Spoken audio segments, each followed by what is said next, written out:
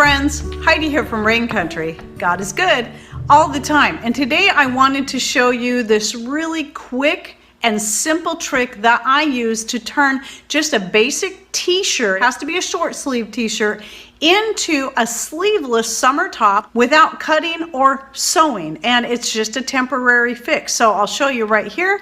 You'll see this. This is a t-shirt that I got at a garage sale. So what I have here is a couple of hand crocheted ties that I put up. Now you could wear it like that if you want, or have it so you wear it under something like this that is already sleeveless, so the t-shirt sleeves aren't sticking out down to here and looking a little odd.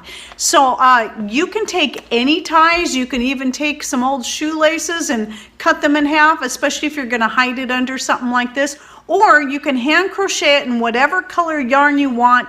All you need to know for this is a chain stitch. So if you're already a crocheter or at least know the basics, you can make this.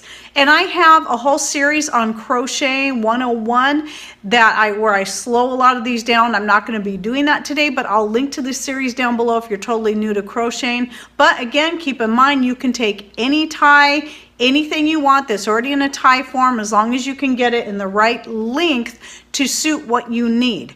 Now what I did is this time I brought my tape measure out because I know how many chains I want this to be, but I don't know the actual length that I'm going to make it. So I'm going to measure it after I get it done. That way you can have an idea of the length that you're going to want, because whether it be that you're cutting the ties off of something else or you're going to make it yourself, even if you're crocheting, your tightness of stitch is going to change the actual length. Now I know I like to do 50 chains, so the ones that I'm wearing now are 45. I tried going 45 on that, and they're just a little shorter than I would like. So these ones are going to be 50. So I'm going to go ahead and just start crocheting that.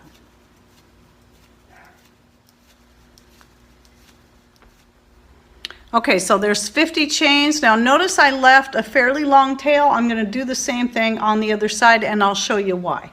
So basically, if you saw my video from several months back about making the hair ties like what I have here, this is the same method except for I'm using just a single strand of yarn, and it's a lot shorter. So the size hook I used right here is a J hook. This is one of Patrick's handmade crochet hooks.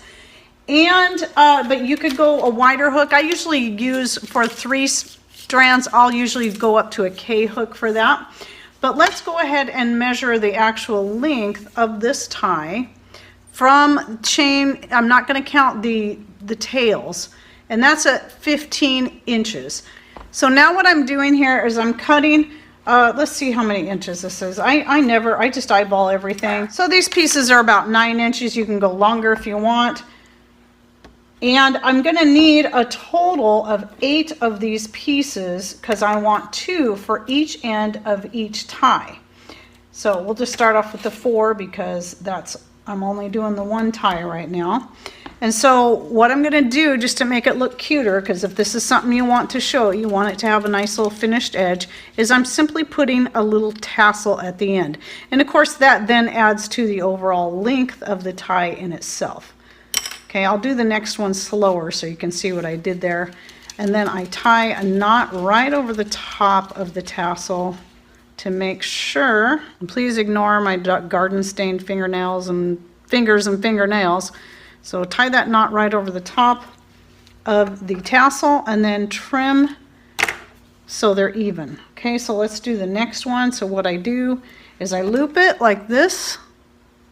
Okay, and then I'm going to stick my crochet hook through the end of the tie, grab that loop, both of those strands. You can use more strands if you want a thicker tassel, and then pull it through like that, and then pull the ends through that loop, and then pull it tight, and then tie your knot. The knot is not absolutely necessary. I just prefer to add it because it makes sure it stays secure.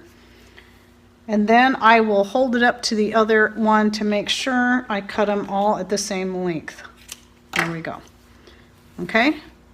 I usually do this after I have the shirt on, because I'll put the shirt on in the morning, and then if I get warm throughout the day or I go out in the sun, then I decide I want to go ahead and tie my sleeves up so I can get more sun on my shoulders, then I just go ahead and put it on like that.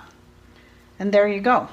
And I like to keep it a little bit short because I don't want it too dangly, too much stuff dangling around. Now, obviously, if you have really tight sleeves, this isn't going to work as well. If it's a real snug fitting shirt, it might not work the way you want, but if you wear your shirts a little looser, this should work quite well. And then it's totally non-permanent. And so if you decide you don't want to have, maybe it's later in the evening, you're getting a little colder, simply go like that, and there you go. Now you're back to a t-shirt. So it's totally non-permanent. Okay, and since I went ahead and took that off, let me go ahead and do this on camera so you can see how I do it with the shirt on. I just pull it under like that and then tie it into the bow. You can also make sure that you tie it around your strap, your undergarment strap, and that will hold that in place and keep that from coming out from either side. So so there you go.